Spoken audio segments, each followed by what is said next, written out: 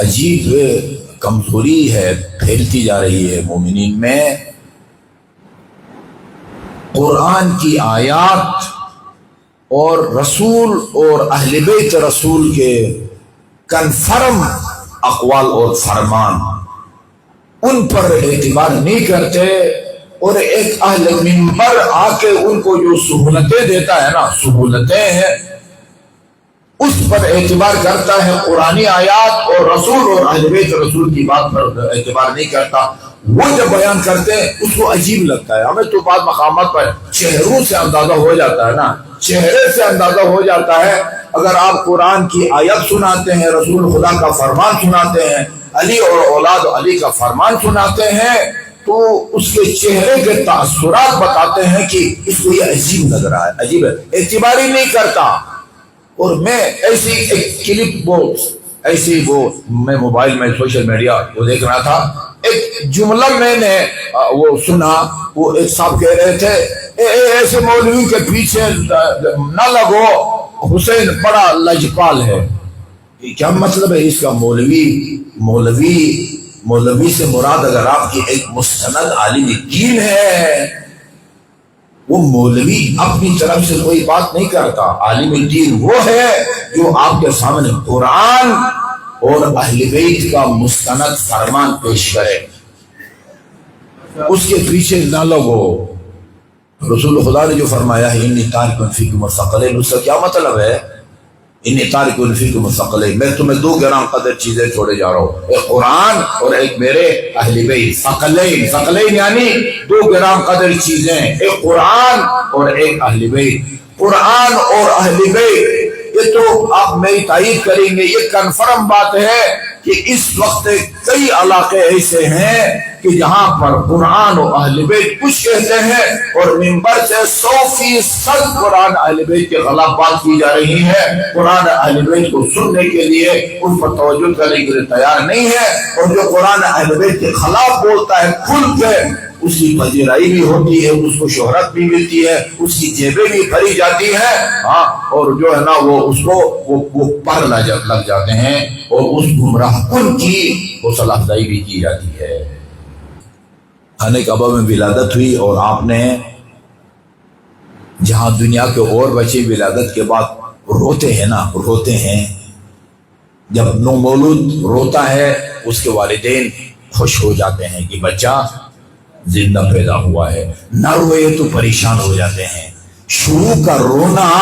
اس کی زندگی کی علامت ہے نا، شروع کا رونا اس کی زندگی کی علامت ہے۔ جہاں دنیا کے اور بچے رو کر بتاتے ہیں الحمدللہ ہم زندہ پیدا ہوئے ہیں، وہاں میرے اور آپ کے امام اول نے سورہ مومنون 18ویں سپارے کی تلاوت کی، قد افلح المؤمنون الذین هم فی صلاتهم خاشعون۔ جی وہ لوگ کامیاب ہوئے یا روز قیامت کامیاب ہوں گے یا جنت میں جائیں گے جو خشوع اور خضوع کے ساتھ نماز پڑھتے ہیں۔ یعنی یہ آیات ان کو ادھر سے سنتے ہیں ادھر سے نکال دیتے ہیں۔ کوئی قرآن کی آیت ہے، خدا کہتا ہے فلاح وہ پائے گا، کامیاب وہ ہوگا، جنت میں وہ جائے گا جو خشوع و خضوع کے ساتھ نماز پڑھتا ہے۔ اور آپ نے اپنے کانوں سے سنا ہے، ایک بندے خدا، اب یہی کہہ سکتا ہوں اللہ تعالیٰ اس کو ہدایت دے، کہتا ہے میں نے پورا قرآن کو چھان مارا ہے، اللہ تعالیٰ نعوذ باللہ نقل کفر نباشت نماز پڑھنے والوں پر لعنت بھیجتا ہے، اور دلیل کے طور پر قرآن کی آیت کو پیش کرتا ہے۔ دلیری دیکھو نا، وہ سمجھتا ہے میرے سامنے مال مویشی بیٹھا ہے، ہاں مال مویشی بھیڑ بکریاں، اس کو پتا ہے میرے سامعین میں ایک بندہ ایسا باجرأت نہیں ہے جو مجھے روکے اور کہے کہ تم سراسر قرآن کا غلط ترجمہ کر رہے ہو۔ ایک بندہ نہیں ہے، ہزاروں کے مجمع میں ایک بندہ یہ کہے اللہ نمازیوں پر لعنت بھیجتا ہے، یہ ساری مساجد تم کیوں بنا رہے ہو بھائی، اڑاؤ اس کو بم سے۔ اچھا آیت کیا پڑھتا ہے؟ خدا فرماتا ہے ویل للمصلین، بس خیانت دیکھیں آیت اتنی نہیں ہے، آیت آگے بھی ہے، ویل للمصلین، خدا فرماتا ہے نماز گزاروں کے لیے ویل ہے، ویل ہے، ہلاکت ہے، بربادی ہے، بخور اس کے لعنت ہے نمازیوں کے لیے۔ یہ اتنی آیت ہے، آگے آیت اور اس کا دوسرا حصہ بھی ہے، ویل للمصلین الذین هم عن صلاتهم خاشعون، عن صلاتهم ساہون، ان نماز گزاروں کے لیے ویل ہے جو اپنی نماز کے معاملے میں سستی برتتے ہیں۔ یہ قرآن کی آیت ہے۔ آیت مکمل پڑھو تو پھر تمہیں پتہ چلے گا کہ یہ ویل کس کے لیے ہے، بربادی کس کے لیے ہے، ہلاکت کس کے لیے، یا تمہارے بغیر لعنت کس کے لیے۔ یہ ایسے ہی ہے جیسے دوسری آیت میں ہے لا تقربوا الصلاۃ وانتم سکارا، نماز کے قریب نہ جاؤ، اس کو پڑھو وانتم سکارا کو نہ پڑھو، پھر تو کھلی چھٹی مل گئی نا، لا تقربوا الصلاۃ، نماز کے جو ہے نا وہ جیسے کہتے ہیں نیڑے بھی نہ لگو، نماز کے قریب بھی نہ جاؤ، نہیں وانتم سکارا،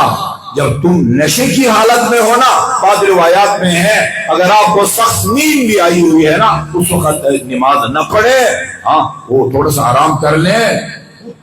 وہ جو ہے نا سر کا ہلکا ہو جائے تب نماز پڑھو، نماز پڑھے، اور جیسے میں نے ابھی آپ کو بتایا ساری رات شب بیداری کی ہو اور صبح نماز کے لیے کھڑے ہوں اور آگے سے پیشما سورہ دہر شروع کر دے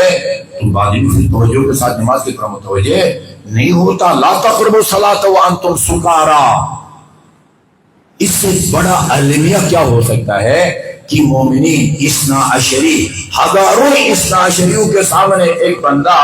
منبر پر بیٹھ کر یہ کہے خدا قرآن میں نماز پڑھنے والوں پر لعنت بھیجتا ہے، اس سے کوئی پوچھے کہ تمہیں کیسی جرات ہوئی کہ جس زبان سے تم یہ کہتے ہو کہ علی 24 گھنٹے میں 1000 رکعات نماز پڑھتے تھے، اسی زبان سے کہتے ہو اللہ نمازی پر لعنت بھیجتا ہے، تمہیں شرم نہیں آتی ہے؟ کوئی نہیں ہے دینی حمیت رکھنے والا جو اس کو غریبان سے پکڑ کے اتارے اور کہے کہ تم نے قرآن کا غلط ترجمہ کیا ہے، اور بالواسطہ تم نے ائمہ معصومین علیہ السلام، جی امام زین العابدین کے بارے میں ہے، امیر المومنین کے بارے میں ہے، 24 گھنٹے میں 1000 نماز پڑھتے تھے۔ قد افلح المؤمنون الذین هم فی صلاتهم خاشعون۔